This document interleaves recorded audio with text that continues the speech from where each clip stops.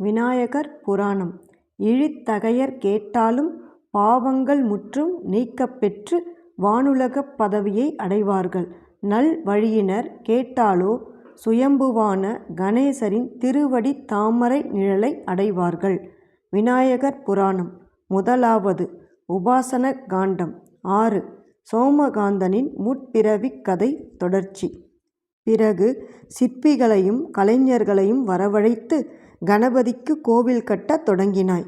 தங்கத்தால் கர்ப்பகிருகம் அமைத்து அதன் முகப்பில் இரத்தினங்களை பதித்து வெள்ளி முதலான உலோகங்களால் அர்த்த மண்டபம் மடைப்பள்ளி முதலானவற்றையும் கட்டி சுற்றிலும் உயரமான மதில்கள் எழுப்பி 4 புறமும் கோபுரங்களும் 4 தடாகங்களும் அமைத்து மாட வீதிகள் வீடுகள் மாளிகைகள் கூடங்கள் முதலானவற்றை வகுத்து தங்கத்தாலும் வெள்ளியாலும் நவரத்னங்களாலும் கோவிலுக்கு தேவையான பாத்திரங்கள் வாகனங்கள் குடைகள் பல்லக்குகள் முதலானவற்றை செய்து கொடுத்து ஆதி சைவ அந்தணர்களை குடியேற்றி பிள்ளையாருக்கு அபிஷேகம் ஆராதனைகள் நடத்தி வரும்படி ஏற்பாடு செய்து நாடக மேடையில் யாழ் முதலான வாத்தியங்களின் இசையும் தேவதாசிகளின் நாட்டியங்களும் நிகழச் செய்து அனைவரும் வியந்து பாராட்டும்படி திருவிழாக்களும் நடத்தி வந்தாய். இப்படியே உன் வாழ்நாள் விநாயகர் பூஜையிலேயே கழிந்து வரும்போது உனக்கு முடிவு காலம் வந்து நீ இறந்து போய்விட்டாய். பிறகு யம தூதர்கள் உன்னை யமலோகத்திற்கு அழைத்துச் சென்று யமதர்மராஜன் முன் நிறுத்தினார்கள்.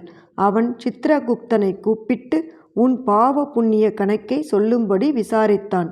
சித்திரகுப்தனோ உன்னுடைய துஷ்ட செயல்களை எல்லாம் அடைமொழி போல் எடுத்துச் சொல்லி, யமதர்மராஜரே, அவன் தன் வாழ்நாளில் செய்ததெல்லாம் பாவங்களே என்றாலும் பாவ வழிகளில் சம்பாதித்த பொன் பொருட்களை கொண்டு தன் இறுதி காலத்தில் விக்னேஸ்வர கடவுளுக்கு கோவில் திருப்பணி செய்தான் என்றான். யமதர்ம பூபதி தனக்குள் ஆலோசித்தான்.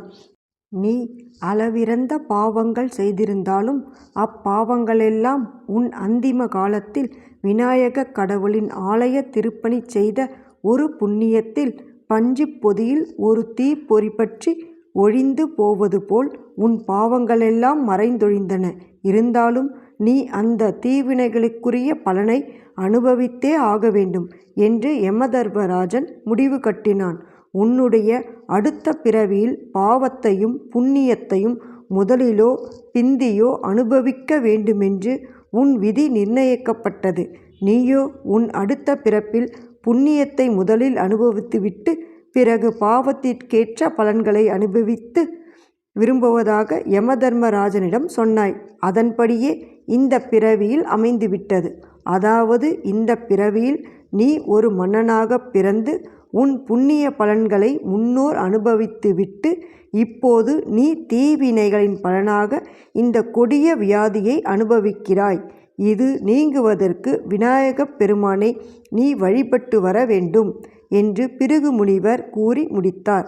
மகா ஞானிகளே, காமநந்தன் தன் பெயருக்கேற்ப காமானந்த காரனாய் கெட்டலைந்து தினந்தோறும் பல தீவினைகள் புரிந்து பலவாறாகவும் திரிந்து கடைசியில் மரண காலத்தில் மகா கணபதியை நினைத்து ஒரு புண்ணியத்தை செய்ததினால் பாவ வினைகள் தீர்ந்து நல்வழி பெறலானான் என்றால் சித்தி விநாயகரை எப்போதும் சிந்தித்திருப்போருக்கு எத்தகைய நற்பேறுகள் கிடைக்கும் என்பதை சிந்தித்து பாருங்கள்.